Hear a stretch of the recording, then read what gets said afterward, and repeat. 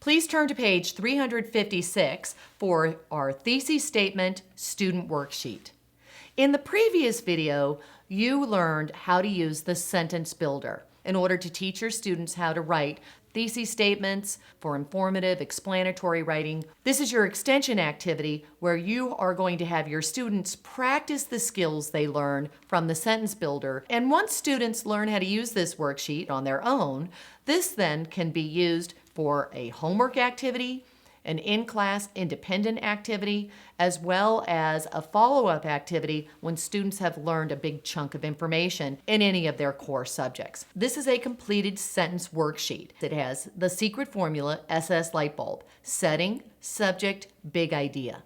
It has the prompts below it, what you have to ask in order to get that information for your thesis statement. Then below it are different boxes where you can record icons or keywords or phrases to represent the information needed for a thesis statement, the setting, the subject, and the big idea. This is where we're going to plan our ideas. Once we have all the information in these boxes, we will go through an oral rehearsal, practice many different ways to formulate thesis statements, and then from there, once we feel like we have a high-quality sentence, then we write it down. Notice the comma and the period. You could add punctuation, you could add capitalization, all of those other skills into this activity as well. Listed below are the steps that you follow when you're teaching the students how to fill in their worksheet, and on the facing page is a black line master that you can duplicate for your students to use. You don't need to make this black line master. Just tell your students to make their own worksheet. They would have their piece of paper, and up on the top they would just write SS light bulb. Draw a line, and they would do all their work where the SS light bulb is, and down below they could write out their sentence. Let's walk through the steps to use this worksheet. Once you've done one or two thesis statements and showed them how this works, then you can assign this as an independent activity for students to practice the steps in order to form these sentences on their own. In this particular example, the students had just finished studying all about James Marshall and how he discovered gold in California. They had seen a video, read a couple of articles, and from there, we want to write a big idea about all this information. Let's look at our organizer. When we write a big idea, the secret formula is SS light bulb. We learned that on the sentence builder. Look at our worksheet. We have setting, that's our first S, subject, and then we have big idea. That's our light bulb. Let's go back to the setting. What does setting tell us? Point to your wrist like you're looking at a watch. Setting tells us time and place, or when and where is this information happening. Remember, that's optional. Only if that information is important. Does your reader absolutely need to know when and where, or the time and location of this information? If not, we don't put this in our thesis statement. So we have our when and where, optional. Let's go to our second S, subject. We're going to pretend like we're holding a textbook, open it up and say, subject, who or what is this information about? And then the next part of our secret formula is the light bulb, and that has two parts. It's what's the big idea? What information am I telling you about the subject? And then once I tell you that, then who cares? Why is this so important? There's our SS light bulb. What are we going to fill in first? We always start with the subject first. Who or what is this information about? It's about James Marshall. So we're going to write James Marshall, draw a quick picture of James Marshall, whichever you can do quickly. We have a quick picture of James Marshall, or we could write James Marshall. I put both on here to show you that it doesn't matter. I would suggest that you have students write James Marshall, and as they write it, I'll say, boys and girls, we're capitalizing the J in James and the M in Marshall. Why? Because that is a proper noun, someone's name. Once we have James Marshall, then I may say, shall we add some fancy words? Whenever we're describing our subject, and in this case, our proper noun, we're going to ask, what kind of? What kind of person was James Marshall? It's important that I use words that describe him when it comes to this big idea. We're talking about how he discovered gold. We don't want to just say tall James Marshall. That really has nothing to do with this. We always want to go back and think ape the character. And ape is APE, appearance, personality, emotion. Do we want to describe what he looks like, his personality, or how he feels? Probably his personality. What kind of person was James Marshall? Okay, let's go back. What kind of person was James Marshall? And then that's when we came up with industrious, hardworking. Industrious, hardworking James Marshall. There's our subject. That was the first part of our organizer that we are going to record our information on. Next, we're going to go to the big idea. What about James Marshall? What is all this information about? On one side of this big box, we're going to fill in the what about. Then on the other side, we'll fill in why is it so important. What information are we going to tell our reader about James Marshall? What is all this information about? Have your students turn to each other, talk to each other, walk around the room, and listen to their ideas. Notice we're putting keywords and drawings in these boxes. If I try to say a sentence and I don't even know my ideas, it will all fall apart. You want to take your ideas, put them in the right place on your worksheet, and then from there we can form sentences. Let's look at what we put. What did we learn about James Marshall? How he discovered gold. So we wrote discovered, we drew gold there, and then we asked, is there anything important in this box that we need to add fancy words to? Anything worthy? And what are we going to add fancy words to? A noun. Gold is very important to this big idea. What kind of gold did he discover? What's important when we talk about this gold? It's a precious metal. It's not just that he discovered that there was dirt over in an area. Who cares about dirt? Dirt is everywhere. This is a precious metal, gold. So we put that information there for the reader to know that this is important because it's a precious metal. Our third step is, who cares? Why is this so important? Okay, so James Marshall discovered gold. It's a precious metal. Who cares? Why is this so important? His discovery of gold is the reason why California had a huge population explosion. So this discovery of gold resulted in a population explosion in California. That's why this is important. After discussing that information, what did we do? We recorded that information on our organizer. A drawing where I show the shape of California and a bunch of people on it, or you could have keywords caused, changed California, heavily populated, population explosion. You could record some of those keywords or a simple drawing. You don't need to have all of the drawings and the words on there. Some kids like to do both, some just prefer to do quick drawings, some prefer just keywords. I tell the students how you record information on your organizer is what makes sense to you and what you can do efficiently and quickly. So we don't want you to take 20 years drawing out something. These should be fast sketches or keywords or phrases that you're recording on your organizer. You're not writing out long sentences or drawing detailed pictures. We have our subject and we have our big idea. What do we need next? Our setting. We have to decide, is our setting important? This information is about James Marshall and how he discovered gold.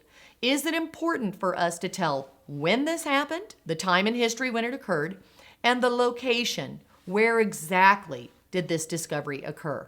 Yes, that is important. So we will record that information. When did James Marshall discover gold in California?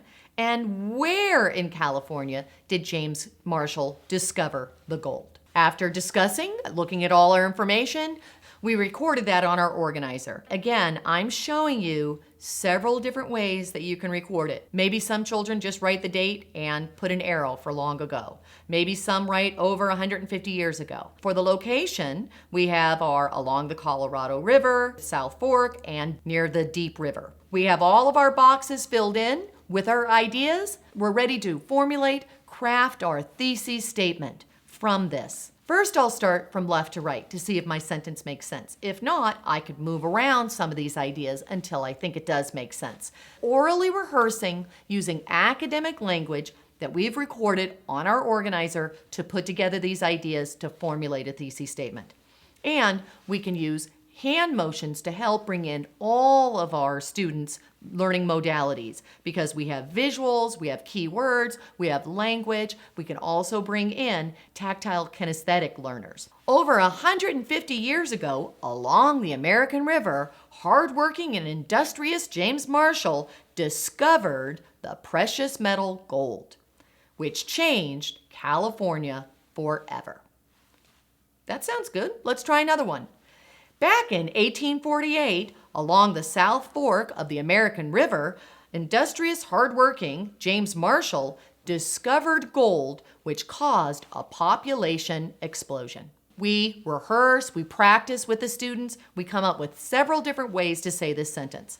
Then I may say, boys and girls, I'm going to start with my subject first. I don't need to start over here with the setting. Maybe I could say, James Marshall, an industrious and hardworking man, discovered gold in 1848 along the American River, which caused a population explosion that changed California forever. First, I'm starting from left to right. Then I may start from a different part of my sentence and begin in that fashion. So I can show students that I don't have to begin from left to right, that I'm just taking my ideas and I'm manipulating them around to formulate different types of thesis statements.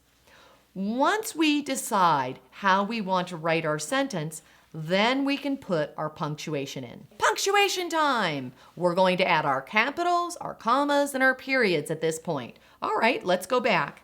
If I'm saying back in 1848, then I'm going to write the word back here. If I'm saying over 150 years ago, then I'll write over and I'll put 3 lines underneath that capital to remember I need to start my sentence that way.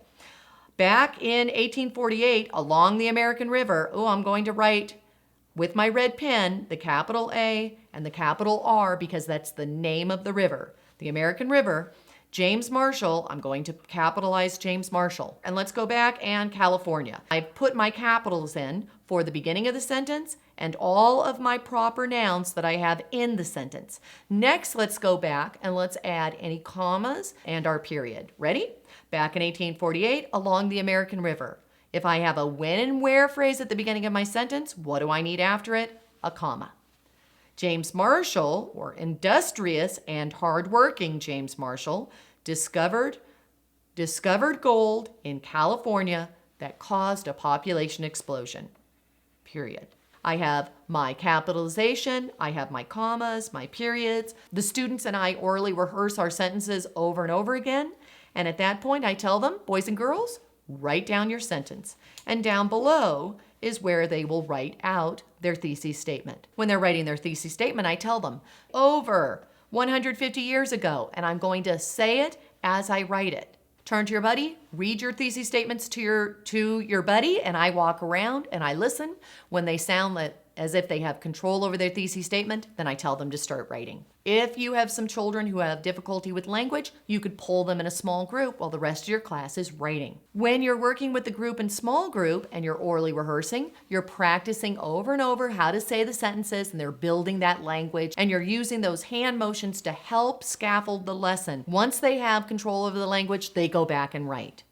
But what about your other kids when they finish writing their thesis statement? They're going to find all the capitals in their sentence and they're going to trace over them with their red pencil. Next, I need to go to my organizer. Just count. 1, 2, 3, 4, 5, 6. For capitals, I have 6. Let me count how many capitals I have in my writing. 1, 2, 3, 4, 5, 6. 6 capitals in my writing? Check. I have all my capitalization in place.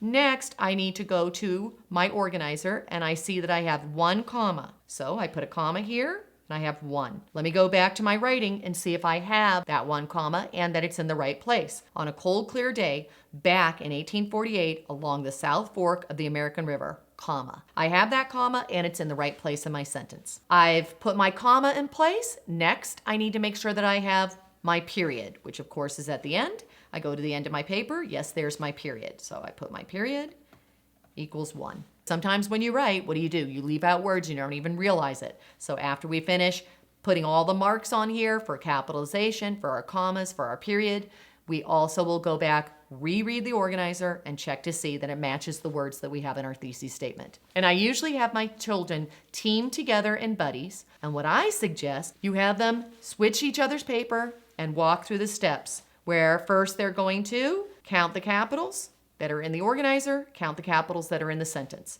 count the commas, check how many commas are in the sentence, check to see that the period is in place. Then have their student buddy tell them what their sentence is and check to make sure that all the words are in place. This is a fabulous way for your students to learn how to edit and revise their thesis statements together, and you're not having to do one-on-one conferences meeting with kids. Instead, they're putting all the marks on the page, they're fixing them together as buddies. From there, collect all the pages, see all the marks and that they've checked for the meaning of their sentence and that they have all of the elements in place. And if they don't, then you can poll groups of students. What I usually do is, if I have students who don't have capitalization in place, I poll them in a small group so that together that small group and I can work on the capitalization. Same thing with commas, with periods, or if they're missing words and they don't fill them in. That's what I can do for feedback as a teacher, is pull them into small groups. There is our student worksheet for writing a thesis statement. I highly suggest that you use this all year long. You could duplicate these black line masters, staple them together, and make a thesis statement booklet. This can be an independent activity in class, it could be a homework assignment, or it could be an on-the-spot check for understanding of a large amount of information from which the students are going to write their SS light bulb, their thesis statement about what they've learned. I hope that you're able to use this activity for your students so that they can independently learn how to write and revise and edit their own thesis statements.